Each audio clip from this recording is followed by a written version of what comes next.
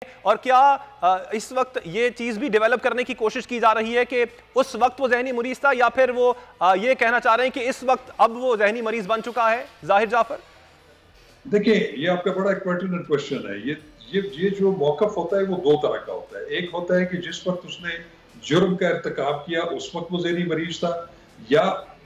Trial کے دوران اس کو کوئی ذہنی مرض جو ہے وہ لاحق ہو گیا ہے۔ تو ان کا جو موقف انہوں نے درخواست میں جو دیا تھا وہ یہ دیا تھا کہ وہ وقوع کے دن بھی جس دن اس نے یہ قتل کیا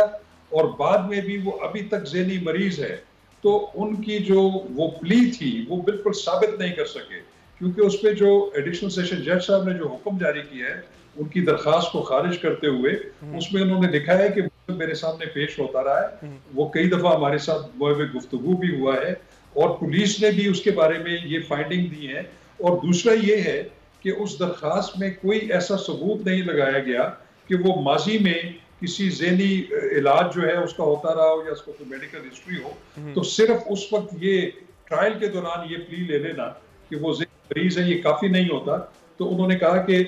میری ایسٹیمیشن کے مطابق جج صاحب نے کہ وہ بالکل بھی ذہنی طور پہ جو ہے وہ مریض نہیں ہے، اور وہ جو کچھ کر رہا ہے وہ سبھی سازش کے تحت۔ اچھا سر، اب ایک اور چیز آپ سے پوچھنا چاہوں گا، کیا سزا ایکسپیکٹ کرتی ہیں آپ لوگ کہ اس سارے معاملے میں ذاکر جعفر سے کے خلاف، ظاہر جعفر کے خلاف، اور ساتھ ساتھ شریک مجرمان جو ہیں ان کے خلاف آپ کیا سمجھتے ہیں کہ کیا سزا ہوگی؟ دیکھیں، جو کہ ملزم ظاہر جعفر ہے اس کے خلاف جو ابھی تک شہادت پیش کی جا چکی ہے، اور جو ہمارا بھی کیس ہے وہ بڑا مضبوط ہے کہ وہ ہر لحاظ سے اس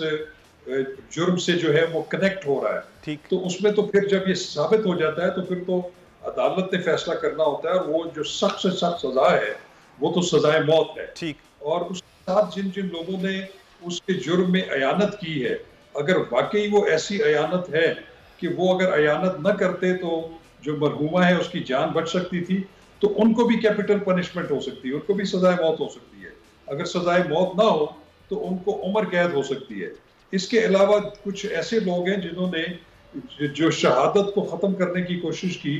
وہ جو تعزیرات پاکستان میں جو سزا متعین ہے وہ بھی ان کو ملنے جو امکان ہے۔ سبسکرائب کریں اور بیل دبائیں تاکہ کوئی خبر رہ نہ جائے۔